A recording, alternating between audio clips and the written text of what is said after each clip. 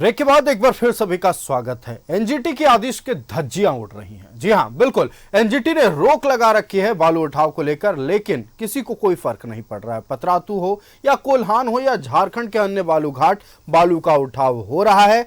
Stock yard में बालू stock किया जा रहा है। धड़ल्ले से बीच शहर बालू लदे वाहन पार होते हैं, लेकिन किसी की नजरें इन पर नहीं पड़ रही है। ग्राफिक्स के माध्यम से हम आपको बताते हैं कि यह बालू का अवैध खेल कैसे चल रहा है।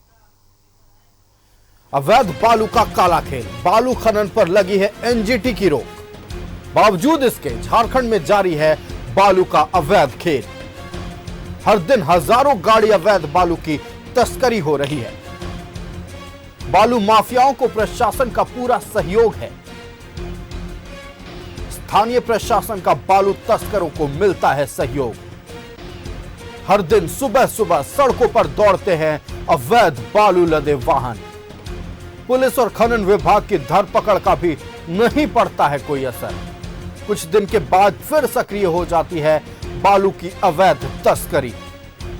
कोल्हान में भी अवैध बालू का खेल जारी है। रोज 20 हाईवा से बालू का उठाव किया जाता है।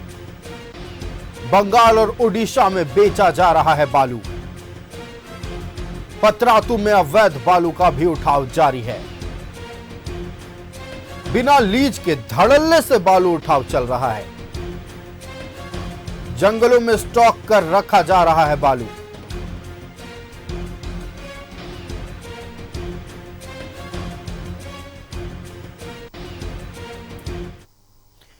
तो आपने देखा, ग्राफिक्स के माध्यम से हमने आपको समझाया कि कैसे एनजीटी के आदेश के बावजूद, यानी एनजीटी का आदेश है कि बारिश के मौसम में बालू का उठाव पूरी तरह से प्रतिबंधित रहेगा। बावजूद इसके बालू लदी गाड़ियां पार होती हैं। ये बालू कहां से आ रहे हैं, प्रशासन इसकी सुध लेने की जरूरत नहीं समझता है। हमारे साथ हमारे संवाददाता मनोज लाइव जुड़ रहे हैं। मनोज का रुख करेंगे। मनोज, देखिए, एक फ्रेज का इस्तेमाल, एक वाक्य का इस्तेमाल किया जाता है कि मन बढ़ा दिया गया है। हम ये कहेंगे कि इन बालू माफियाओं का मन ही बढ़ा दिया गया है। जिस तरह से प्रशासन ने आके मूंद रखा है, और अगर कुछ देखती भी है, खास करके ये प्रशासनिक अधिकारी कुछ और देखते हैं, तो शायद ये आंख बंद कर लेते हैं। क्योंकि जो न्यूज 11 भारत का कैमरा देखता है, जो न्यूज 11 भारत के संवाददाता देखते हैं कि बीच शहर से बालू लदे वाहन पार हो रहे हैं, लेकिन एक हाथ देकर इनसे कोई जरूरत नहीं समझता कि पूछ लें कहां से बालू आ रहा है, कहां जा रहा है। किसी को कोई फर्क नहीं पड़ता है। मनोज, देखिए, निश्चित तौर पे आप सही कहें कि जो न्यूज 11 भारत का कैमरा देख रहा है, रिपोर्टर दिख रहा है, आखिर ये अधिकारी क्यों नहीं दिखते हैं? अधिकारी इसलिए नहीं देखते हैं क्योंकि अधिकारी को मोटी रकम मिलती है और बालू माफिया के साथ ये उठते बैठते हैं। कभी भी अगर गाहे बेगाहे अगर कार्यालय में पहुंच जाए, खनन विभाग के कार्यालय में, तो लंबी लंबी गाड़ियां लगी रहती है, बड़ी बड़ी महंगी महंगी गाड़ियां। जो गाड़ी जिसके पास अगर कोई बालू का कारोबार करता है तो उसके पास कम से कम 40 से 50 लाख की कार रहती है।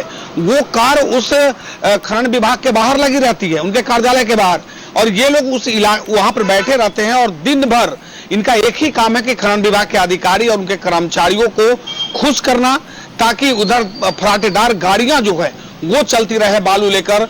दूसरी तरफ अगर जो थाना है, थाना को हर गाड़ी पे पैसा बांधा हुआ है कि अगर एक ट्रैक्टर अगर निकलता है तो निश्चित तौर पे 500 से 700 रुपए ट्रैक्टर पे बांधा हुआ है। अगर हाईवा निकलता है तो 5 से 6,000 रुपया हाईवा पे बांधा हुआ है। अब आप समझिए कि एक थाने से अगर दिन भर में अगर 20 गाड़ियां निकली तो कितना पैसा थानेदार को मिला। अगर थानेदार को 6,000 एक हाईवा पे मिलता है तो आप समझिए कि जो खनन विभाग के अधिकारी है, डीएमओ और उनके कर्मचारी और इंस्पेक्टर, उनको कितना मिलता हुआ होगा। और यही कारण है कि बालू की कीमत अब 45 से 50,000 रुपए हाईवा हो गया। वो भी 800 सीएफटी नहीं, मात्र 600 सीएफटी कहने के लिए हाईवा होता है। वहां भी खेल होता है, बालू का भी खेल होता है, यानी सीएफटी का भी खेल चलता है। और बालू माफिया इतना मस्त है कि नीचे से लेकर ऊपर तक उसके सारे लोग बंधे हुए हैं। और यही कारण है कि कैमरा जब देखता है तो उसे डर भी नहीं होता है। वो समझता है कि क्या बिगाड़ेंगे, ये खबर दिखाएंगे, क्योंकि जो लोग कार्रवाई करने वाले लोग हैं वो लोग कार्रवाई करेंगे ही नहीं, क्योंकि वो तो मेरे हाथ बिके हुए हैं और उनका हिम्मत नहीं है कि मेरे ऊपर वो गरज कर बोल दे या कोई कार्रवाई कर दे। अगर लगातार न्यूज 11 भारत खबर दिखा रही है तो कुछ गाहे बेगाहे हम लोगों ने देखा है कि 2-3 ट्रैक्टर पकड़े हैं, 2-3 हाईवा पकड़ा गया है, लेकिन वो कितने दिनों तक रहता है थाने में, कुछ दिन बाद वो छूट जाता है। और यह कहा जाता है कि इनके पास जो पेपर था वो पश्चिम बंगाल का था और इस रास्ते से जा रहे थे, इसलिए उनको पकड़ा गया था। जांच हुई और जांच में पेपर सही पाया गया, छोड़ दिया गया। तो ये पूरा लेपापोती है, और लेपापोती इसलिए क्योंकि अब बालू जो है वो सोना उगल रहा है। एनजीटी ने रोक लगा दी है, और एनजीटी का जब रोक हुआ तो बालू की कीमत और आसमान छूने लगी, ताकि जो काम करने वाले हैं उनको यह समझाया जाता है कि एनजीटी की रोक लगी है, नदी से बालू नहीं निकल रहा है, अमुक बालू जो है वो स्टॉक यार्ड का है और वो उसकी कीमत इतना पड़ेगा। लेकिन स्टॉक यार्ड में कितना स्टॉक है, ये कौन सा खजाना है जो एक बार खत्म ही नहीं होता है। एक बार बालू निकलती है और उसके बाद में वो स्टॉक यार्ड से लगातार बालू, यानी दिन के उजालों में बालू निकलती है और रात में स्टॉक यार्ड भर जाता है। हमने खबर भी दिखाई है और अभी विजुअल भी है कि रात में कैसे जेसीबी से बालू को लोड किया जा रहा है हाईवा पे, और उसमें भी कोई डर नहीं है। जब वहां पर हमने जो कुछ लोग थे वहां के ड्राइवर से हमने मुलाकात की, और ड्राइवर ने यह विजुअल बनाया, क्योंकि मीडिया उस रात में वहां जा नहीं सकता है। अगर हम वहां जाएंगे तो जान पे आ जाएगा, क्योंकि अगर किसी का जान लेना है तो बालू माफियाओं के लिए बड़ी मामूली बात है। तो हमने ड्राइवर को सेट किया और ड्राइवर ने विजुअल बनाकर वो दिया कि देखिए कैसे वो विजुअल बालू जो है उठाया जा रहा है और फराटेदार गाड़ियां निकल रही हैं। लेकिन अधिकारी मानने को तैयार नहीं। हालांकि हमने इस मामले में अधिकारी से भी बात की तो सीधे तौर पे डीएमओ का कहना है कि ठीक है, ऐसी सूचना आ रही है, ऐसी खबर आप लोगों ने चलाया, हम देखते हैं क्या होता है। लेकिन वही रटा रटाया कि कार्रवाई करेंगे, लेकिन कब करेंगे। तो सीधे तौर पे मानिए कि ये सिर्फ मिली भगत सिर्फ जिला तक सीमित नहीं है। राजधानी रांची में बैठे सफेदपोश राजनेता, उनकी भी हाथ है, और बिना उनके हाथ का अधिकारी बेलगाम नहीं हो सकता है। और यही कारण है कि बालू माफिया मस्त है और खुलेआम बालू का उठाव हो रहा है नदी में। अभी बारिश नहीं हो पा रही है, बारिश नहीं हो रही है तो निश्चित तौर पे बालू माफिया और खुश है, क्योंकि नदी से बालू निकालना है। बाढ़ आ जाएगा तो थोड़ी परेशानी होगी। अभी तो बारिश ही नहीं, मानसून ने भी धोखा दे दिया, और बालू माफिया मानसून धोखा देने के बाद ये और मस्त हैं कि लगातार सोनडेखा नदी को या तमाम नदी, पूरे झारखंड की बात कर लें, तमाम नदियों से बालू का उठाव खुलेआम हो रहा है, और वो भी जेसीबी लगाकर। बड़ी हैरानी की बात है, घूराबांधा का एक इलाका जहां सोनडेखा नदी है, जिस खबर को हम लोग दिखा रहे हैं, वहां पर जेसीबी लगाकर बालू उठाया जाता है, और वहां पर पुलिस की गाड़ी सड़क पर रहती है, वो मॉनिटरिंग करती है। जो गाड़ी को चाहिए कि अपने इलाके में, अपने क्षेत्र में घूमना, जिस पुलिस के पेट्रोलिंग गाड़ी को, वो बालू माफियाओं का मॉनिटरिंग करता है। बड़ी हैरानी की बात है।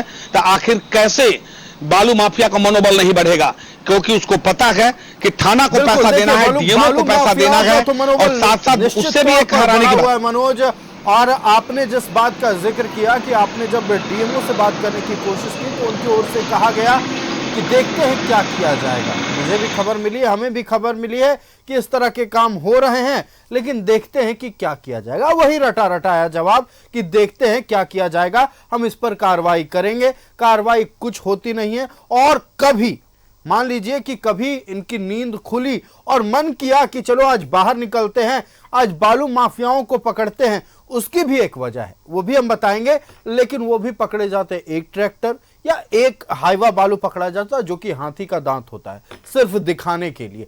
खेल जो इससे कहीं ज्यादा बड़ा, कई 100 गुना बड़ा चल रहा है, इस पर कभी लगाम लगाने की कोशिश अधिकारी नहीं करते हैं। हम अपने संवाददाता मनोज के पास एक बार फिर जाएंगे। मनोज, एक रेट चार्ट बाकायदा जो है तय किया गया है, एक रेट चार्ट बनाया गया है कि अगर इतनी गाड़ी बालू निकलेगी, इतनी गाड़ियां बालू निकलेगी तो इतना देना होगा। इनमें ट्रैक्टर क्या है, इनमें 407 क्या है, इनमें हाईवा क्या है, सबका अलग अलग रेट फिक्स है। और जिस बात का हमने जिक्र किया कि कभी कभी अधिकारी निकलते हैं जांच करने के लिए, वो कब होता है जब पैसे नहीं पहुंचते हैं, जब वो पैसे की गड्डियां नहीं पहुंचती है, तब इनकी नींद खुलती है कि नहीं ये गलत है। गलत और सही का पैमाना इन लोगों ने पैसे को बनाकर रखा है। मनोज,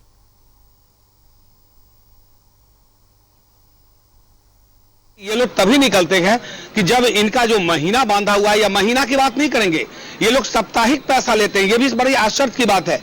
एक महीने तक धंधा ये लोग को पता है कि कहीं कुछ गड़बड़ सड़बड़ ना हो जाए, इसलिए 8 दिन यानी सप्ताह, एक सप्ताह में ये लोग पैसा लेते हैं, चाहे डीएमओ हो या थानेदार हो, तो जो पैसा लेने वाले लोग हैं वो 8 दिन का इन लोगों ने अपना एक फिक्स टाइम फिक्स कर रखा है कि अगर 8वें दिन पैसा नहीं मिला तो अगले 8वें दिन डबल देना होगा। अगर अगले 8वें दिन नहीं मिला तो छापेमारी होती है। छापेमारी होती है तो उसका पैसा अलग लगता है, क्योंकि आप जो पहले फिक्स है वो तो है ही, लेकिन जब ये गाड़ी निकली है तो वो अब ज्यादा पैसा देना होगा।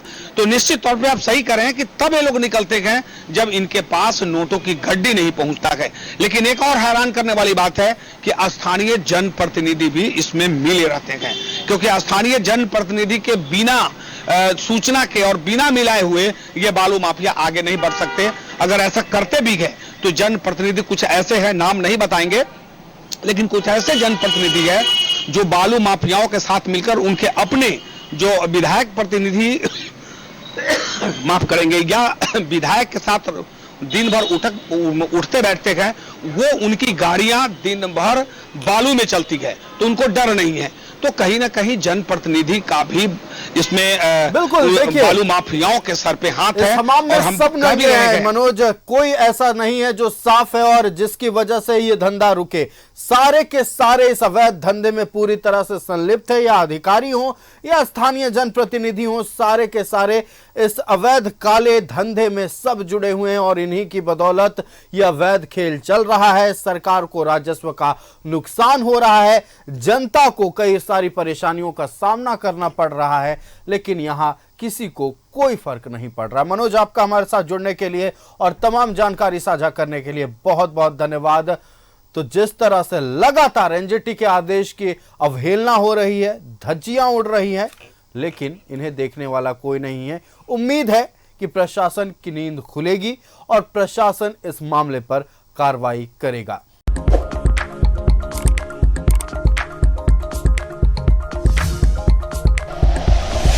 Like and share videos, subscribe करें हमारा चैनल और प्रेस करें बेल आइकॉन। न्यूज़ 11 भारत, सच है तो दिखेगा।